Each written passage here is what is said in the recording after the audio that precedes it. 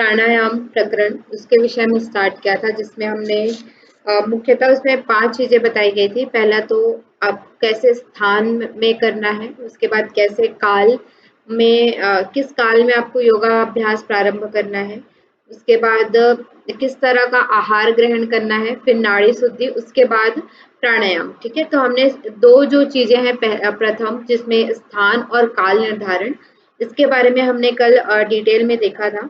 उसके बाद नेक्स्ट इसमें आता है कि किस तरह का आहार हमें ग्रहण करना है। ठीक है, जिसमें मिताहार, पथ्य, अपथ्य इत्यादि जो आपके हैं उनके बारे में यहाँ पे बताया जाएगा।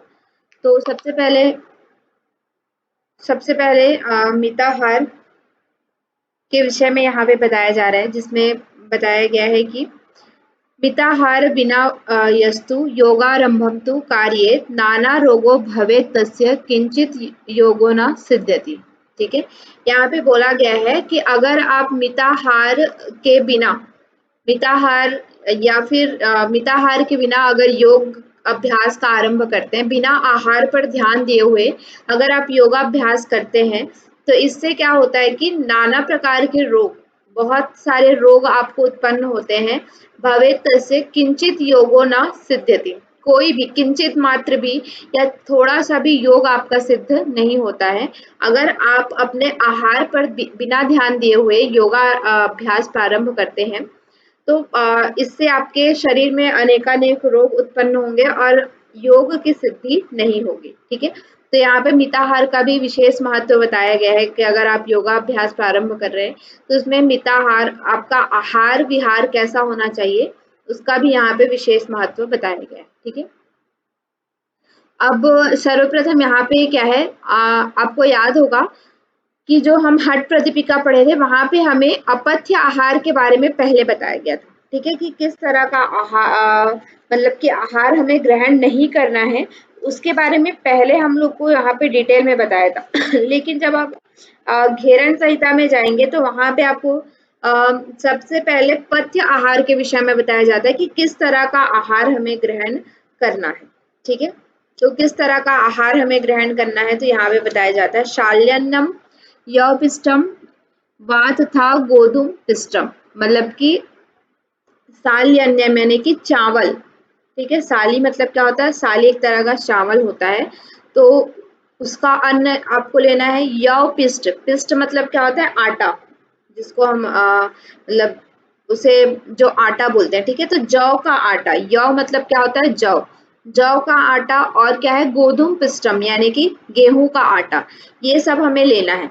चावल, जौ का आटा, गेहूं का आटा। ठीक है, उसके बाद क्या है, मुद्गम, मुद्गम यानी कि मूंग, मूंग को मुद्गम कहते हैं। ठीक है, और क्या है यहाँ पे, मांस चणकादि, मांस चणकादि यानी कि यहाँ पे मुद्गम यानी कि मूंग, और मांस चण यानी कि चना, और जो उड़द दाल होता है। ठीक है, मांस मतलब क्या होता है, उड़द दाल, और चण यानी कि चना, ये सब आपको लेना है। आदि शुभ्रम च तुषवर्जितम, और ये सब क्या होता है, मतलब कि अच्छे तरह से इसे हमें क्या करना है, धो करके।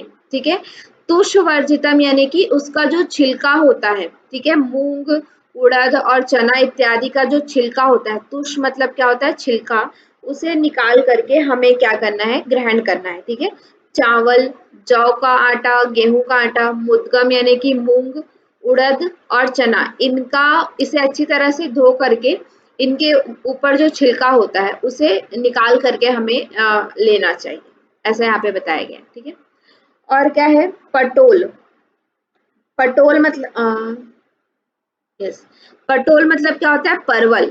ठीक है, परवल, और क्या है, करकटी यानी कि ककड़ी, करकटी मतलब क्या होता है, ककड़ी, रंभा मतलब केला, और क्या है, दुम्बरी, दुम्बरी मतलब कि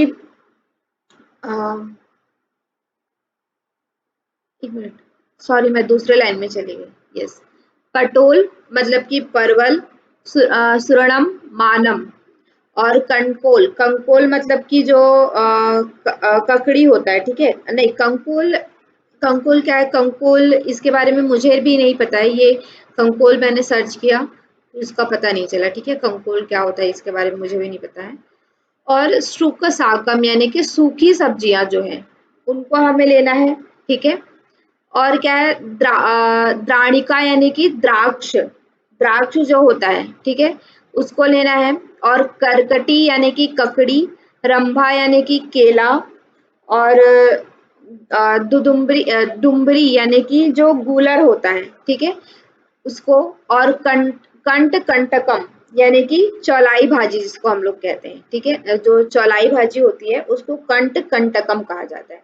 तो ये सब आपको लेना है। ठीक है, मतलब कि ये सारे पथ्य आहार के अंतर्गत बताए जा रहे हैं, जिसमें परवल, कंकोल यानी कि ककड़ी, और सॉरी कंकोल का पता नहीं है, और सूखी सब्जियां जो है, और द्राक्ष, करकटी यानी कि ककड़ी, रंभा, केला, और डुम्बरी, गूलर, कंट कंटकम यानी कि हमारा जो चौलाई भाजी, ये सारी चीजें क्या है हमारे पथ्य आहार के अंतर्गत आता है। ठीक है, और क्या है? आम रंभम यानी कि जो पका हुआ केला होता है। आम सॉरी, आम मतलब कि पका ना हो, उसको क्या कहते हैं? कच्चा केला जो होता है, ठीक है, जो जैसे कच्चे केले की सब्जी बनाते हैं, है ना, तो वो कच्चा केला।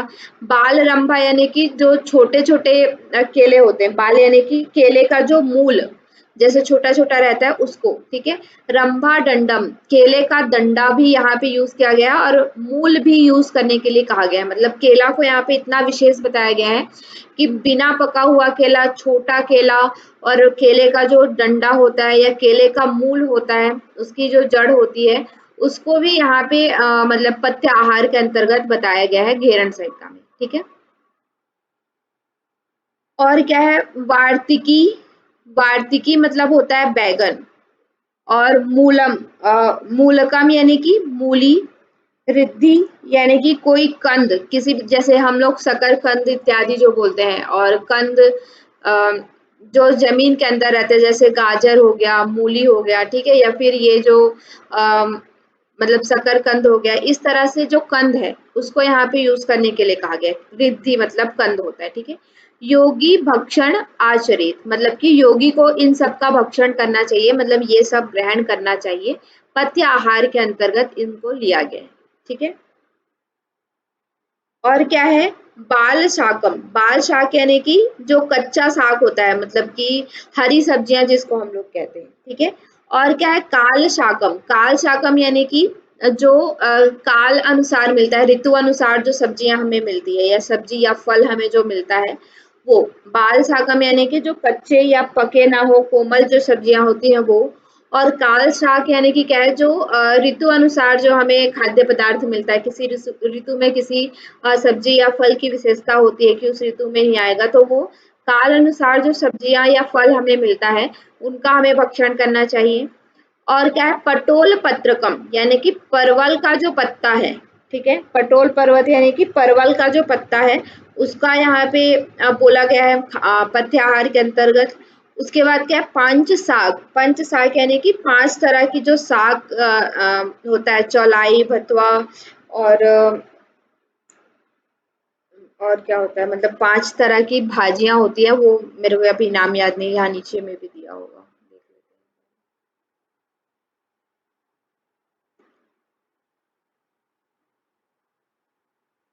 हाँ, यहाँ पे वर्णन नहीं किया गया है, खाली 5 साग बोला है। इसमें 5 तरह की भाजियां आती हैं, उनका नाम मैं आप लोग को भेज दूंगी, अभी मुझे उसका नाम याद नहीं है। ठीक है, फिर उसके बाद है प्रशंसी, प्रशंसिया द्वास्तुकम। यहाँ पे ये क्लियर नहीं लिखा है क्या है, मेरे पास बुक भी अभी अवेलेबल नहीं है। हीमलोचकम, शायद हीमलोचकम ऐसा लिखा हुआ है। ठीक है, मतलब कि ये सारी जो 5 शाख हैं, वो सब हमें क्या करना चाहिए? ग्रहण करना चाहिए। और हीमलोचकम, हीमलोचकम जो है उसको हुरहुर का साग बोला जाता है। ठीक है, हुरहुर, अब ये भी क्या है, ये इसके बारे में मुझे डिटेल में पता नहीं है, लेकिन यहाँ पे हीमलोचक मतलब हुरहुर का साग, ऐसा। ठीक है, ये सब हमें पथ्य आहार के अंतर्गत हैं। तो इनको आपको क्या करना है कि बार-बार इनको 2-3 बार आप पढ़ेंगे, तो आपको कौन-सी चीज़ पथ्य आहार के अंतर है और कौन-सी चीज़ अपथ्य आहार के अंतर्गत है, वो आपको पता चलेगा। क्योंकि यहाँ से प्रश्न आता है, जैसे 5 चीज़ आपकी लिखी होगी जिसमें मूँग होगा, उड़द होगा, यव होगा और कुछ अपथ्य आहार की चीज़ें होंगी और आपको ये चूज़ करना होगा कि इसमें से कौन-सा पथ्य आहार के अंतर्गत है और कौन-सा अपथ्य आहार के अंतर्गत है। घेरन संहिता, हठ प्रदीपिका ऐसे आता है, ठीक है? तो इसको एक बार और हम देख लेते हैं। इसमें क्या बोला गया है, साल्य अन्यम, यानी कि साल्य एक चावल का प्रकार होता है, ठीक है? तो साली चावल उसे कहा जाता है। यव पिष्टम यानी कि जौ का आटा। गोधूम पिष्टम यानी कि गेहूं का आटा।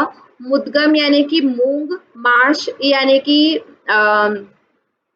उड़द। चण यानी कि चना। इन सबको अच्छे से धो के, मतलब ये मूंग, उड़द और चना को अच्छे से धो के उसका जो ऊपर का छिलका होता है उसे निकाल करके योगी को ग्रहण करना चाहिए। और क्या है, पटोल यानी कि परवल। कंकोल यानी कि एक तरह की ये भी सब्जी होती है। सुक सागम यानी कि सूखी सब्जियां जो है। और करकटी यानी कि ककड़ी। द्राणिका, द्राणिका मतलब कि यहाँ पे जिमीकंद जिसको कहते हैं, ठीक है? जिमीकंद की सब्जी को द्राणिका कहा जाता है, तो द्राणिका का भी सेवन यहाँ पे करने के लिए कहा गया है। रंभा यानी कि केला। डुमरी यानी कि गुलर।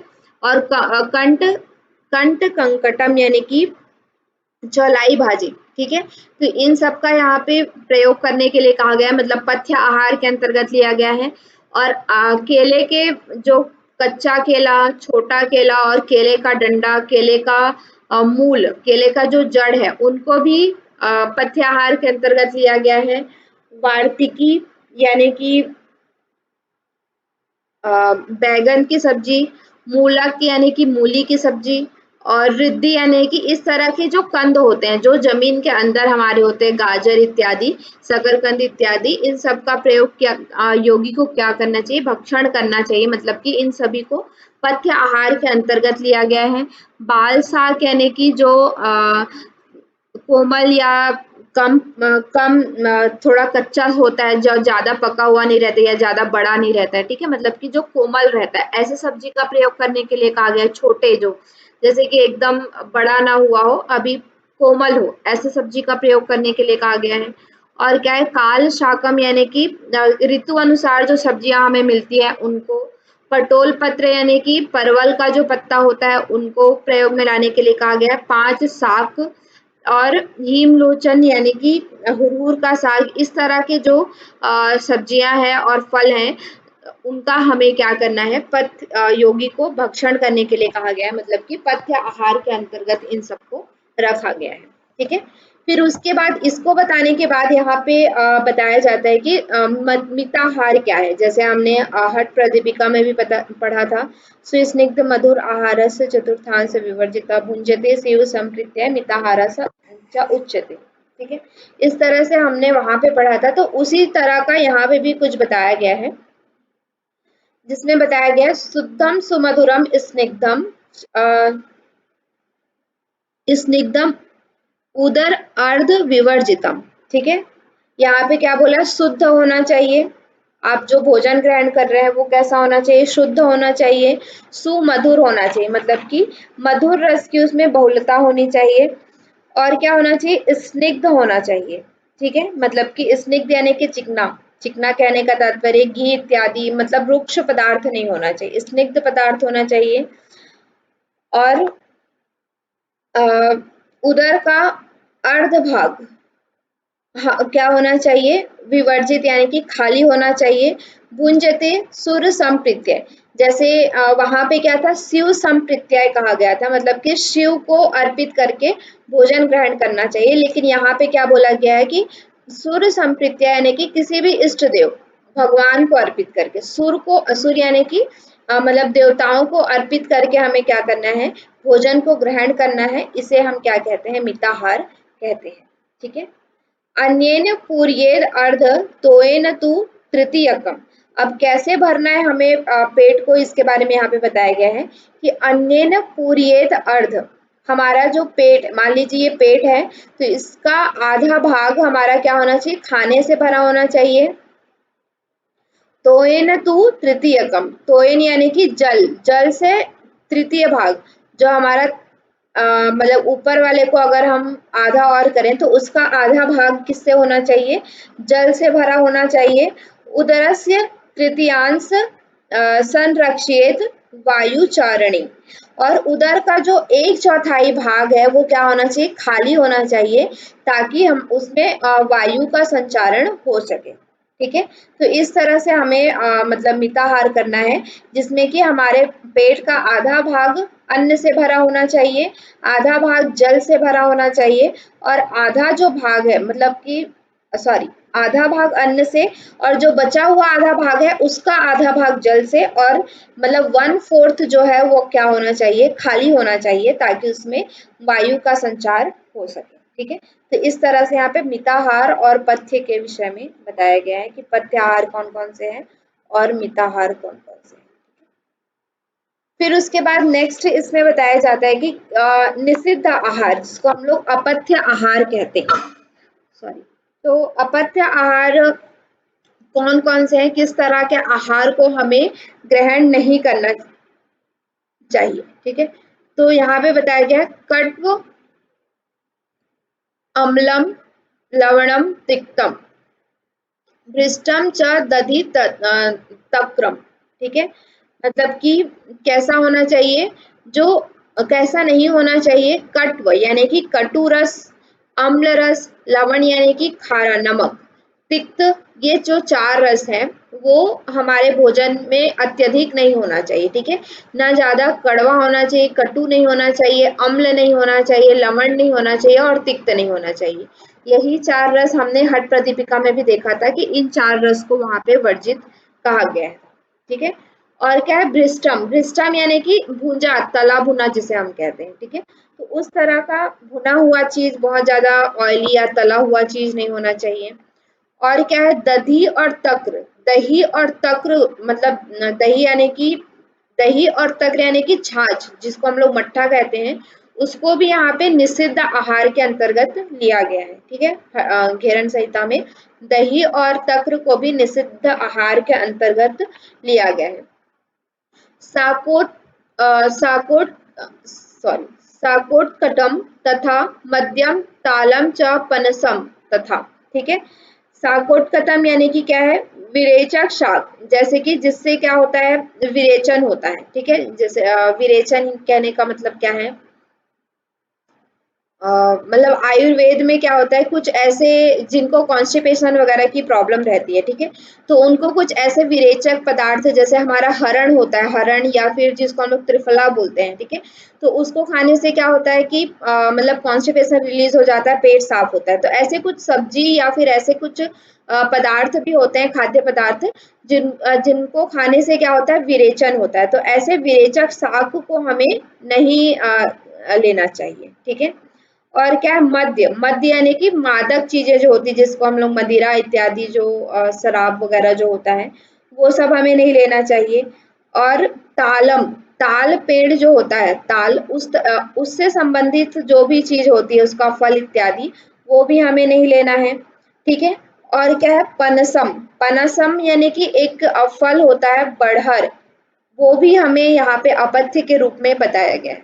ठीक है, और कुलथ, कुलथ यानी कि कुल्थी की जो दाल होती है, वो भी यहाँ पे अपथ्य के रूप में बताया गया है। फिर क्या है मसूर की जो दाल है, उसे भी अपथ्य बताया गया है। और पांडु यानी कि प्याज को भी क्या है, अपथ्य के रूप में बताया गया है। कुष्मांडा यानी कि कुम्हड़ा जिसे हम कहते हैं, ठीक है, वो भी अपथ्य है। शाक दंडम यानी कि जो किसी किसी साग के दंड होते हैं, दंड यानी कि डंडी वाले जो साग होते हैं। ठीक है, मतलब कि जिनमें स्टेम रहता है, ऐसे वाले साग को भी यहाँ पे क्या है, अपथ्य बताया गया है। ठीक है, और क्या है तुम्बी यानी कि लौकी। ठीक है, और क्या है कोलक पित्त, कोलक यानी कि बेर, बेर को भी यहाँ पे अपथ्य बताया गया है। पित्त यानी कि कैथा की सब्जी, उसको भी अपथ्य बताया गया है। कंट बिल्व यानी कि पका हुआ बेल। ठीक है, कंट बिल्व मतलब क्या है, पका हुआ जो बेल होता है, क्योंकि ये क्या होता है, जो बेल होता है वो क्या करता है, कॉन्स्टिपेशन मतलब कि करता है। ठीक है, तो पका हुआ बेल भी यहाँ पे मतलब उसको अपथ्य माना गया है। और पलास का जो फूल होता है उसको भी कुछ लोग खाने में प्रयोग करते हैं, तो वो भी फूल या पत्ता जो होता है वो भी यहाँ पे अपथ्य के रूप में बताया गया है। कदम्ब, कदम आपको पता ही होगा, कदम का एक पेड़ होता है, उसको भी कदम का फल जो होता है उसे भी यहाँ पे अपथ्य के रूप में बताया गया है। जंबीर यानी कि नींबू, नींबू को भी यहाँ पे अपथ्य बताया गया है। ठीक है, बिंब यानी कि कुंदरू जिसे हम कहते हैं वो भी क्या है, अपथ्य है। लकुच यानी कि बरहर, लहसुन, लसुनम यानी कि लहसुन, ये सब क्या है, विष के समान है, ऐसा यहाँ पे बोला गया है। ठीक है, ये सब आपको एक दो बार जब आप इसको पढ़ेंगे ना, याद करेंगे बार बार, तो आपको याद हो जाएगा। ठीक है, क्योंकि इनको देखना पड़ेगा कि कौन से अपथ्य में है, कौन से पथ्य में है। और कभी कभी इनके जो ओरिजिनल नाम है, जैसे हम जंबीर बोल रहे हैं तो नींबू, तो नींबू ना लिख के वहां पे जंबीर ही आ जाएगा। पांडु जैसे प्याज हम बोल रहे हैं, तो वो मेन जो उसका श्लोक में वर्ड है वही वर्ड आ जाता है। ठीक है, तो सेम वर्ड के साथ आपको इसको याद रखने की जरूरत है। तो जैसे जैसे इसको कुछ अपने नोट्स में आप इस तरह से लिख दीजिएगा, जैसे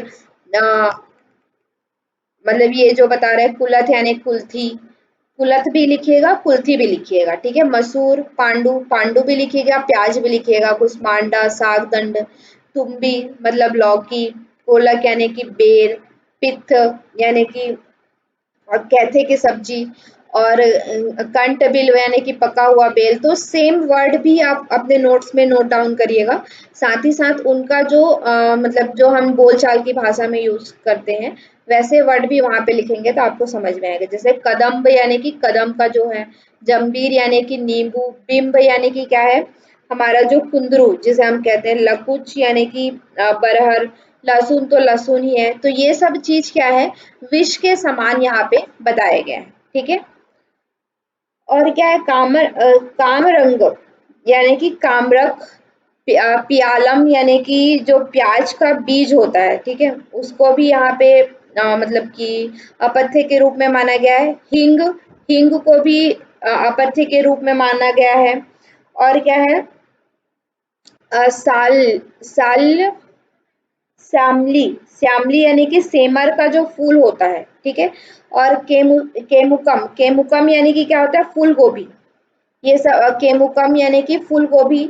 और सामली यानी कि सेमर का जो फूल होता है, सेमर का फूल भी कुछ लोग सब्जी की तरह खाते हैं उसे बना करके, तो वो भी यहाँ पे क्या है, उन सबको अपथ्य के रूप में बताया गया है। ठीक है, यहाँ पे इनका बहुत ज्यादा डिटेल में वर्णन किया गया है सब्जी इत्यादि का, क्योंकि क्या है कि जैसे हम देखते हैं कि हर ग्रंथ क्या होता है कि उस टाइम पीरियड को लेकर के लिया जाता है। ठीक है, जैसे हट प्रदीपिका के टाइम पे इतना नहीं था ये सारी चीजें, लेकिन घेरन संहिता उसके बाद में लिखी गई, तो वहां पे कुछ चीजों का प्रयोग लोग कर रहे थे, तो उस समाज को देखते हुए कौन सी चीज पथ्य के अंतर्गत है और कौन सी चीज अपथ्य के अंतर्गत है उसको यहाँ पे डिटेल में बताया गया है। ठीक है, तो उन चीजों को याद रखना, मतलब एग्जाम पॉइंट ऑफ व्यू से आपको इसको याद रखने की जरूरत है।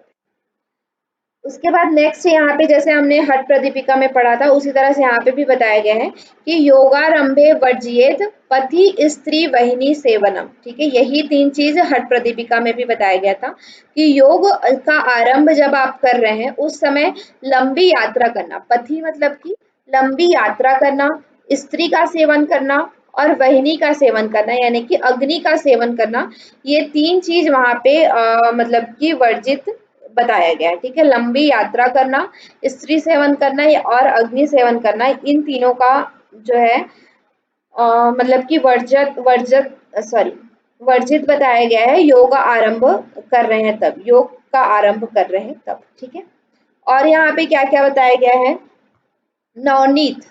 ठीक है, फिर थोड़ा सा यहाँ पे और मतलब कौन से पथ्य आहार है उनको और यहाँ पे बताया गया। नवनीत यानी कि मक्खन, घृत यानी कि घी, क्षीर यानी कि दूध, शर्करा शर्करा द्य क्षम गुड़म। ठीक है, मतलब कि क्षीर यानी कि गुड़, शक्कर आदि जो गन्ने से बनी हुई वस्तुएं रहती है जैसे गुड़ वगैरह। ठीक है, पक्वरंबा, पक्वरंबा यानी कि पका हुआ केला, और क्या है, नारिकेल यानी कि नारियल, दंडिम यानी कि क्या है, मतलब कि अनार, दंडिम मतलब क्या होता है, अनार।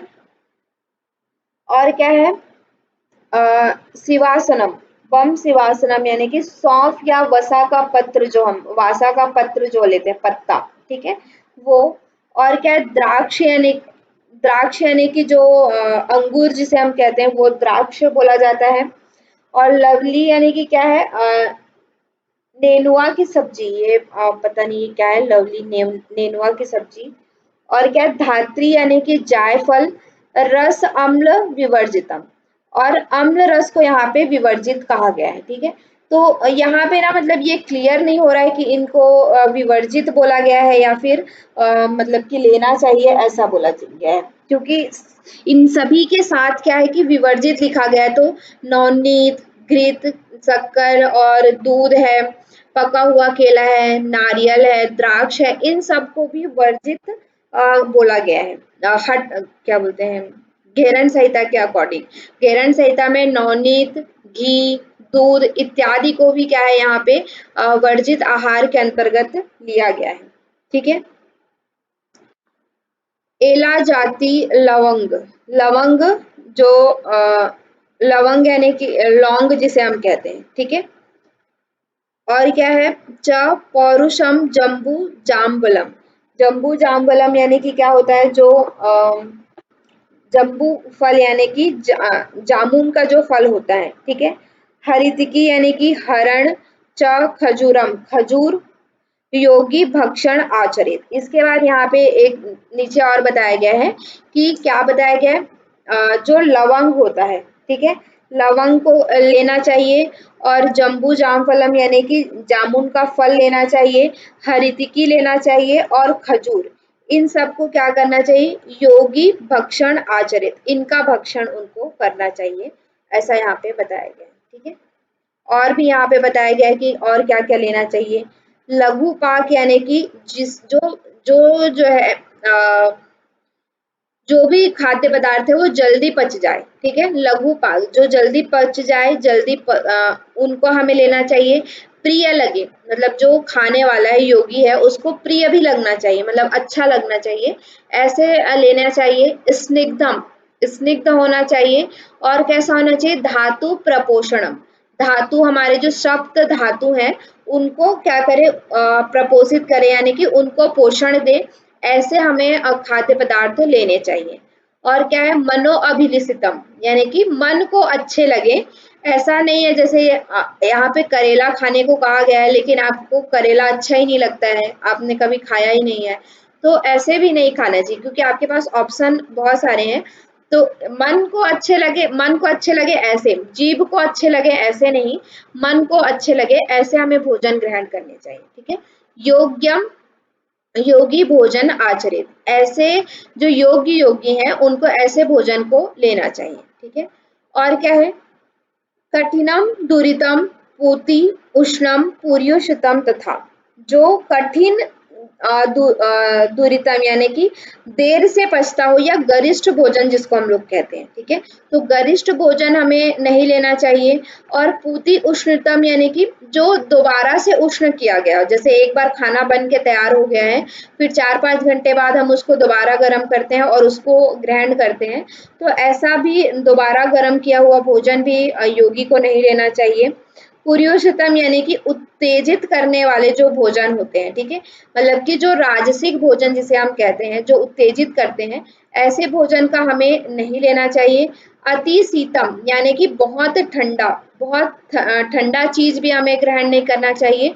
अति उष्णम यानी कि बहुत उष्ण, बहुत गर्म चीज भी हमें ग्रहण नहीं करना चाहिए, ठीक है।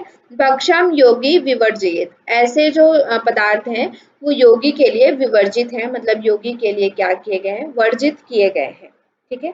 और क्या क्या वर्जित किए गए हैं, प्रातः स्नानो उपवास आदि, प्रातः स्नान यानी कि सुबह सुबह जल्दी उठ के जो हम स्नान कर लेते हैं, ठीक है, तो उनको भी यहाँ पे क्या बोला गया है, वर्जित बोला गया है। और उपवास, अत्यधिक उपवास करने को भी योगी के लिए वर्जित बोला गया है, ठीक है। प्रातः स्नान करना मतलब बहुत जल्दी 3-4 बजे उठ के स्नान कर लेना, और मतलब कि उपवास, अत्यधिक उपवास करना भी योगी के लिए वर्जित बोला गया है। इस तरह के जो काय क्लेश विधि हैं, जो शरीर को तकलीफ देते हैं, शरीर को कष्ट प्रदान करते हैं, ऐसे जो कार्य हैं उन सबको वर्जित बोला गया है। ठीक है। एवं विधि विधानेन प्राणायाम समाचरित। इस तरह से जो सॉरी, इसके बाद एक और लाइन है, एकाहारम निराहारम यावन्ते च न कार्येत। ठीक है। मतलब कि एक ही बार आहार करना या फिर निराहार रहना। ठीक है। एक ही बार आहार कर रहे हैं या फिर निराहार कर रहे हैं, इस तरह के जो शरीर को कष्ट देने वाले हैं, ऐसे नियमों को योगी को क्या है, पालन नहीं करना चाहिए। ठीक है। उसके बाद क्या बोला गया है, एवं विधि विधानेन प्राणायाम समाचरित। इस तरह के जो ऊपर बताए गए, हमें काल का निर्धारण करके, हमें समय का, स्थान का निर्धारण करके, और क्या है, हमें मतलब कि किस तरह का हमें रहना है, किस तरह के जो नियम इत्यादि जो बताए गए हैं, भोजन हमें कैसा करना है, कौन से भोजन हमें नहीं करने हैं, इन सबको ध्यान में रखते हुए हमें क्या करना चाहिए, विधि पूर्वक प्राणायाम का अभ्यास करना चाहिए। ठीक है। जिसमें स्थान, काल और आहार आपके लिए बहुत इंपॉर्टेंट है। इन तीनों का ध्यान रखते हुए हमें विधि पूर्वक प्राणायाम का अभ्यास करना चाहिए। आरंभे प्रथमे कुर्याद क्षीर आज नित्य भोजनम। अब देखिए वहां पे कॉन्ट्राडिक्ट होता है, क्योंकि यहाँ पे बोला गया जब आप शुरुआत कर रहे हैं उस समय क्या है, घी और दूध से बने हुए भोजन करने चाहिए, जबकि इसके ऊपर हमने देखा कि नवनीत, घी इत्यादि को क्या है वहां पे वर्जित बोला गया है। ठीक है। तो थोड़ा सा कॉन्ट्राडिक्ट होता है यहाँ पे, बट यहाँ पे ऐसा लिखा है कि शुरू में जब आप प्राणायाम का अभ्यास प्रारंभ कर रहे हैं, तो उस समय आपको दूध और घी से बने हुए भोजन लेने हैं। मध्य चैव सायं सायं ये भोजन द्वाम आचरित। कब कब हमें भोजन करना है, मध्याह्न यानी कि दोपहर में, और शाम में 2 बार हमें भोजन करने की आवश्यकता है। इस तरह से मतलब 2 बार भोजन करना है, और प्रथम जब शुरुआत कर रहे हैं प्राणायाम का, तो उस समय दूध और घी से बने हुए भोजन को लेना है। ठीक है। इस तरह से यहाँ पे डिटेल में पथ्य और अपथ्य के विषय में बताया गया है। ठीक है।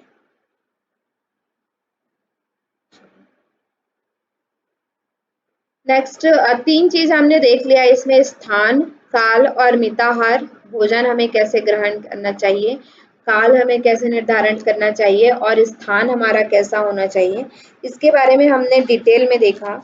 अब इसके बाद यहाँ पे क्या है कि नाड़ी शुद्धि के विषय में बताया जाता है कि नाड़ी शुद्धि हमें कैसे करना है। ठीक है। तो सबसे पहले क्या बोला गया है, नाड़ी चौथा जो इसमें हमने 5 चीज देखी थी, पहले क्या था, स्थान था, फिर उसके बाद दूसरा था काल, तीसरा था मिताहार, चौथा हमारा क्या था, नाड़ी शोधन। प्राणायाम के पूर्व हमें ये 4 चीज करना था, तो 3 चीज हमने देखा है, चौथा अभी हम देखने जा रहे हैं। ठीक है। नाड़ी शोधन। तो नाड़ी शुद्धि के लिए हमें किस तरह की तैयारी करनी है, तो उसमें बताया गया है, कुशासने मृगाजिने व्याघ्रजिने च कंबले। ठीक है। या तो आपके पास कुशासन होना चाहिए, या मृग का आसन जो होता है, मृग छाल का आसन, या फिर व्याघ्र छाल का आसन, अगर ये नहीं है तो कंबल। ठीक है। ये 4 में से किसी भी एक आसन में बैठ करके आपको क्या करना है, नाड़ी शोधन का अभ्यास करना है। स्थूल आसने समासीन प्रांग मुखो व्याप्य दंड मुखा। ठीक है। स्थूल आसन, कोई भी स्थूल आसन में आपको बैठना है। ठीक है। स्थूल आसन यानी कि मतलब कि मोटे, जो इस तरह के मोटे आसन में बैठ करके किसी अच्छा जो आपके लिए सुखपूर्वक आसन है, ऐसा आसन आपको लगाना है। और आपके मुख किस तरफ होगा, प्रांग मुख यानी कि पूर्व दिशा, वाप्य दंड मुख यानी कि उत्तर दिशा। या आप पूर्व दिशा की तरफ मुख कर सकते हैं, या फिर उत्तर दिशा की तरफ मुख करके बैठ सकते हैं। ठीक है। तो यहाँ पे ये बताया गया कि किस तरह से आपको पूर्व स्थिति आपकी क्या होनी चाहिए नाड़ी शुद्धि का अभ्यास करने से पहले। नाड़ी शुद्धि समासाध्य प्राणायामम समभ्यसेत। पहले नाड़ी शुद्धि का अभ्यास करना है, उसके बाद नाड़ी शुद्धि हो जाने पर प्राणायाम की साधना करना है। ठीक है। तो सर्वप्रथम पूर्व तैयारी यहाँ पे बताई गई कि किस तरह से आपको करना है। अब देखिए चंड कपाली जी कह रहे हैं नाड़ी शुद्धि कथम कुर्यात् नाड़ी शुद्धि अस्तु कीदृशी तत्सर्वा श्रोतुम इच्छामि तद द्वस्य दयानिधि। ठीक है, मतलब कि वो जो चंड कपाली है वो पूछ रहे हैं कि नाड़ी शुद्धि कैसे होती है, नाड़ी शुद्धि किसे कहते हैं। ठीक है, इसके बारे में मैं सुनना चाहता हूँ। श्रोतुम इच्छामि यानी कि इसके विषय में मैं सुनना चाहता हूँ, इसके विषय में बताइए। हे दयानिधि मतलब कि जो घेरन ऋषि हैं उनसे कह रहे हैं कि हे दयानिधि मुझे इसके विषय में बताइए। ठीक है, तो जो घेरन ऋषि हैं वो नाड़ी शुद्धि के विषय में अब इसके बाद बताते हैं कि किस तरह से नाड़ी शुद्धि की जाती है। तो बोला गया है यहाँ पे मलाकुलासु नाड़ीषु मारुतो नैव गच्छति प्राणायामा कथम सिद्धे तत्व ज्ञानम कथम भवेत्। ठीक है, जो हमारी जो नाड़ियां हैं जिसको हम लोग 72,000 नाड़ियां कहते हैं हमारे पूरे शरीर में, तो 72,000 जो नाड़ियां हैं उसमें सभी में क्या होती है, मल से भरी होती है। मतलब कि सभी जो नाड़ियां हैं वो क्या है, मल से भरी हुई है। तो ये जो मल से भरी हुई है तो मल जब तक उसमें रहता है तो मारुत नैव गच्छति, जो प्राण का उसमें संचार नहीं हो पाता। सभी जो नाड़ियां जो है वो मल से भरी होती हैं तो उसमें प्राण का संचार नहीं हो पाता। ठीक है, प्राणायामा कथम सिद्धे, प्राणायाम इस जब पूरे शरीर में मल भरा हो, प्राण का वायु का संचार नहीं हो रहा हो, तो प्राणायाम की सिद्धि कैसे हो सकती है, और प्राणायाम की सिद्धि नहीं होगी तो तत्व ज्ञान कैसे मिलेगा। ठीक है, जब आपके पूरे शरीर में मल है और मल के कारण शरीर की जो नाड़ियां हैं उसमें वायु का संचार नहीं हो पा रहा है, जिसकी वजह से प्राणायाम की सिद्धि नहीं हो सकती, और प्राणायाम की सिद्धि नहीं होगी तो तत्व ज्ञान की प्राप्ति नहीं होगी। ठीक है, इसलिए क्या बोला गया है, तस्मात् नाड़ी शुद्धम आदौ प्राणायाम ततो अभ्यसेत। इसलिए सर्वप्रथम हमें क्या है, नाड़ी शुद्धि का अभ्यास करना चाहिए, उसके बाद हमें क्या है, प्राणायाम का अभ्यास करना चाहिए। ठीक है, सर्वप्रथम हमें जो 72,000 नाड़ियां हमारे पूरे शरीर में है, उन नाड़ियों से मल को निकाल करके उनमें प्राणवायु का संचार हो, उसके बाद हमें प्राणायाम का अभ्यास करना चाहिए। ठीक है, तो फिर यहाँ पे अब नाड़ी शुद्धि के प्रकार बताए गए हैं। नाड़ी शुद्धि द्विविधा प्रोक्ता सुमनु निर्मनु तथा। ठीक है, नाड़ी शुद्धि क्या है, दो प्रकार की होती है। कौन कौन सी, सुमनु और निर्मनु। याद रखिएगा क्योंकि यहाँ से प्रश्न पूछा जाता है। घेरन संहिता के अनुसार नाड़ी शुद्धि के कितने प्रकार हैं, तो घेरन संहिता के अनुसार नाड़ी शुद्धि के दो प्रकार हैं, सुमनु और समनु और निर्मनु। ठीक है, दो प्रकार कौन कौन से हैं, समनु और निर्मल। ठीक है, तो इस तरह से दो प्रकार यहाँ पे बताए गए हैं। तो समनु क्या होता है, बीजेन समनु कुर्यात निर्मनु धौति कर्मणा। ठीक है, पहला क्या है, जो समनु जो हम बोल रहे हैं वो क्या है, बीज मंत्र के साथ होता है, और निर्मनु जो हमने धौति कर्म देखा। ठीक है, धौति के जो हमने 13 प्रकार देखे, धौति के 4 तरह के धौति देखे, अंतर धौति, दंत धौति, हृद धौति, मूल शोधन। इसके बाद अंतर धौति में हमने 4 देखा, वातसार, वारिसार, बहिनीसार, बहिष्कृत। दंत धौति में 5 तरह के देखे, दंत मूल, जीवा मूल, कर्णरंध्र और कपाल रंध्र। कर्णरंध्र को 2 माना जाता है यहाँ पे। ठीक है, इसलिए यहाँ पे 5 तरह के दंत धौति बताए जाते हैं। फिर हृद धौति के अंदर भी 3 चीज थे, कौन कौन से थे, दंड, वमन और वस्त्र, ये 3 तरह के धौति।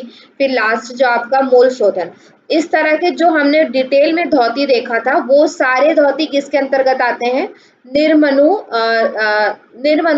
नाड़ी शोधन के अंतर्गत आपके जो धौति कर्म है वो आते हैं, और समनु नाड़ी शोधन के अंतर्गत कौन आता है, जो हम बीज मंत्र के साथ करते हैं। ठीक है, तो इसलिए यहाँ पे क्या है, धौति कर्म पुरा प्रोक्ता सठ कर्म साधने तथा। धौति कर्म के विषय में मैं तुम्हें पहले ही क्या बता चुका हूँ, ऐसा यहाँ पे बोला जा रहा है कि जो घेरन मुनि है वो कह रहे हैं कि धौति कर्म के विषय में पहले ही डिटेल में जो फर्स्ट चैप्टर है उसमें आपको धौति कर्म के विषय में बताया जा चुका है, सठ कर्म में।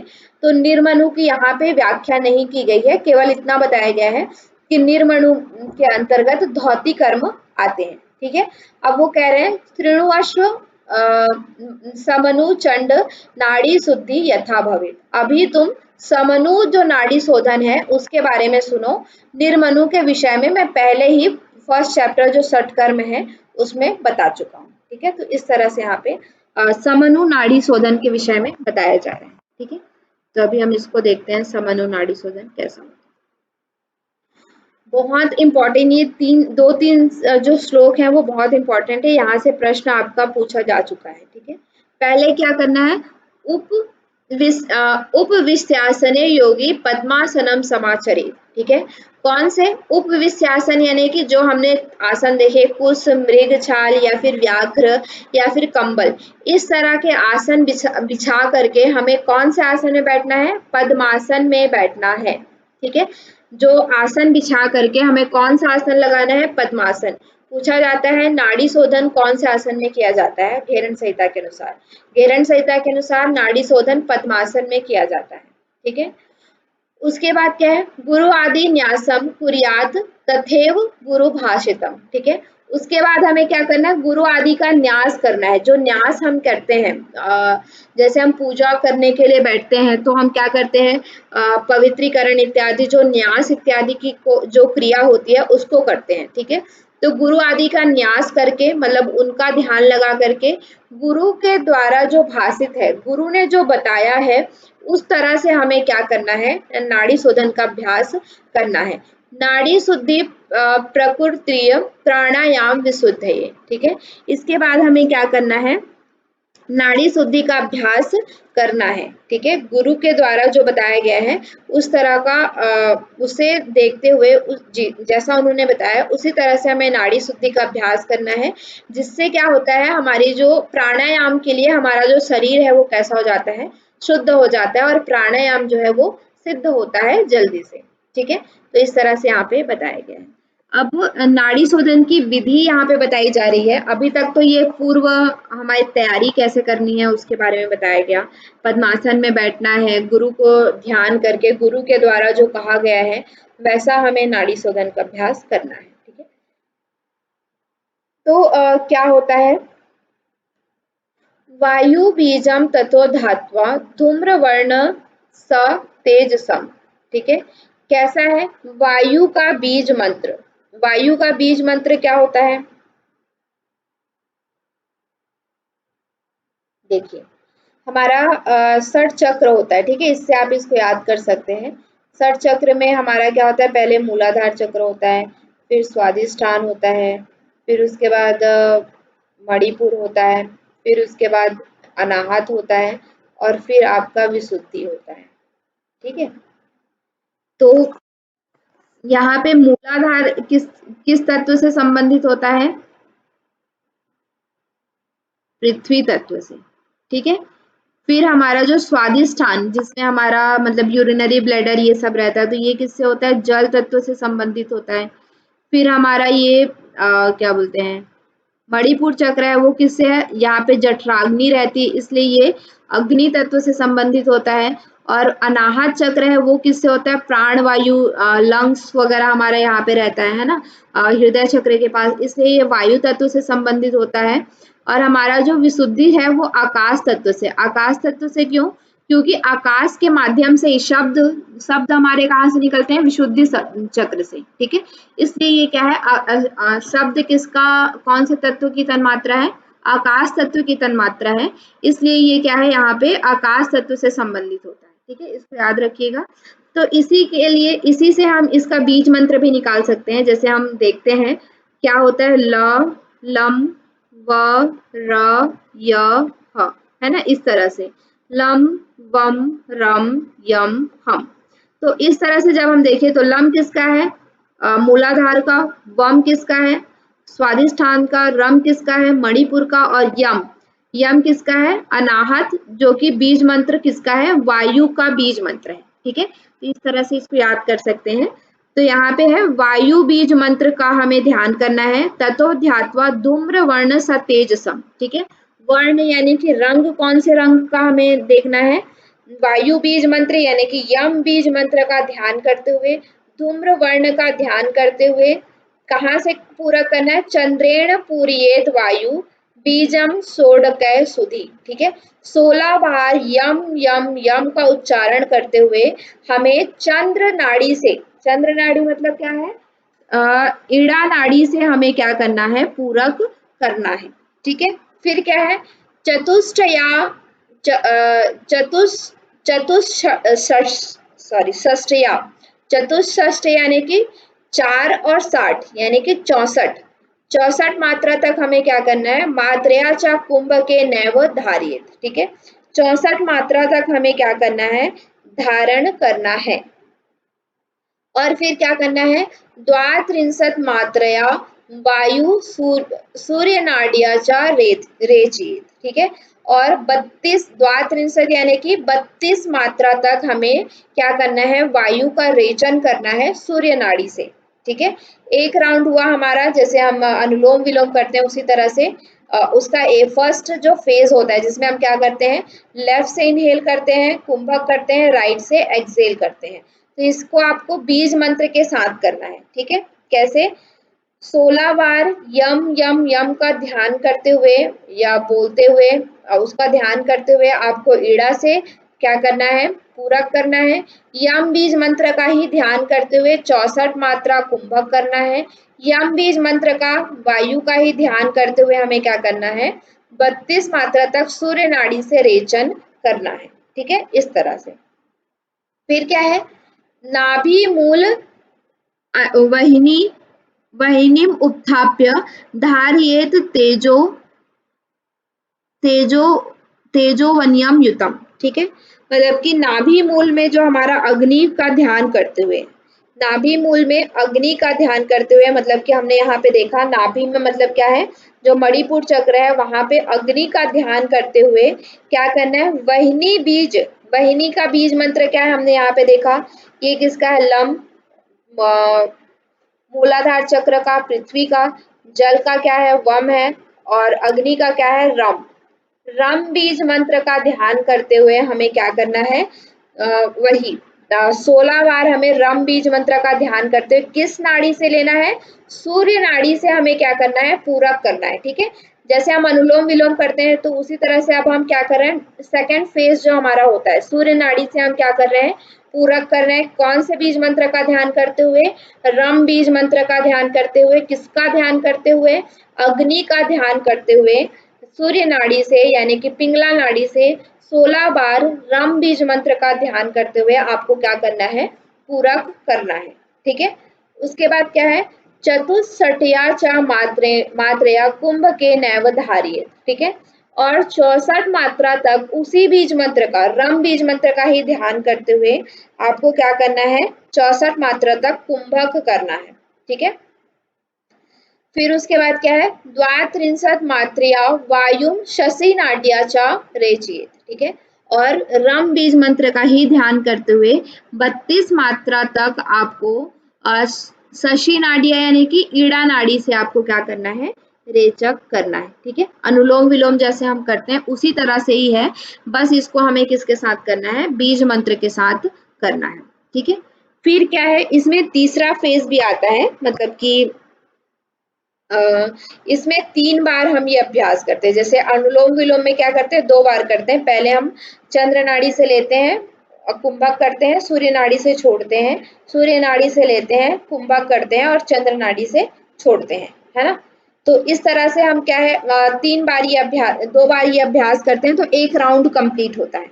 लेकिन जो घेरण संहिता है उसका नाड़ी शोधन कंप्लीट करने के लिए आपको 3 बार ये अभ्यास करना पड़ेगा, 3 फेज में ये करना पड़ेगा। ठीक है, तो पहले में हमने क्या किया, जो फर्स्ट फेज किया, सेकंड में सेकंड फेज, उसके बाद तीसरे में हमें क्या करना है, नासाग्रे सस धी बिंब, नासाग्र यानी कि नासिका के अग्र भाग में, सस भी बिंब यानी कि सस यानी कि क्या होता है, चंद्रमा के बिंब, चंद्रमा का जो तेज होता है, चंद्रमा का जो लाइट होता है या बिंब होता है, उसके समान हमें ध्यान करते हुए, कहाँ पे, नासाग्र पे। ठीक है, नासाग्र पे सस के बिंब का ध्यान करते हुए ठम बीज सोड से नैव ईडिया पूरयेत मारुता। ठीक है, अब यहाँ पे कहीं किसी किसी बुक में आप देखेंगे तो ये ठम होता है, किसी किसी में क्या होता है, हम होता है। ठीक है। तो क्या है, ठम जो है वो कोई बीज मंत्र हमने आज तक नहीं देखा है ना, मतलब ठम बीज मंत्र प्रयोग में नहीं आते, लेकिन हम बीज मंत्र जो हमारा किसका है, आकाश तत्व का बीज मंत्र है, तो ये हम के रूप में भी लिया जाता है। ठीक है, कहीं किसी बुक में गेरंट संहिता की किसी बुक में आपको ये ठम मिलेगा, किसी में हम मिलेगा, तो इसको आप हम ठम दोनों लिख लीजिएगा, अगर आपके एग्जाम में आता है तो उस हिसाब से आपको लिखना है। ठीक है, तो यहाँ पे क्या करना है, ठम बीज मंत्र का ध्यान करते हुए 16 बार हमें क्या करना है, ईड़ा नाड़ी से पुनः हमें पूरक करना है वायु को। फिर क्या करना है, चतुष्टया मात्रा च वम बीज नैवधारियेत। ठीक है, फिर क्या है, यहाँ पे क्या करना है, वम बीज मंत्र का ध्यान करते हुए 64 मात्रा तक हमें क्या करना है, धारण करना है। ठीक है, वायु को धारण करना है। फिर क्या है, अमृतम प्लावितम धात्वा नाड़ी धौति विभावयेत द्वात्रिंशत् लकारेण दृढ़ भाव्यम विरेचयेत। ठीक है, और क्या करना है, जैसे कि अमृत, अमृत की वर्षा हो रही है, इस तरह से अमृत का प्लावित हो रहा है, मतलब अमृत गिर रहा है, अमृत की वर्षा हो रही है। और क्या हो रहा है, नाड़ी धौति विभावयेत, नाड़ी की शुद्धि हो रही है, इस तरह की भावना करते हुए हमें क्या करना है, 32 मात्रा तक लकार बीज मंत्र, लम बीज मंत्र का ध्यान करते हुए क्या करना है, रेचन करना है। ठीक है, किससे रेचन करना है, सूर्य नाड़ी से, उसका आपको क्या करना है, पिंगला नाड़ी से रेचन करना है। ठीक है, 3 फेज यहाँ पे होता है, एक बार और इसको मैं मतलब कि रिपीट करते हैं। तो इसमें पहला फेज क्या होता है, 3 फेज होता है। ठीक है, पहला, दूसरा और तीसरा।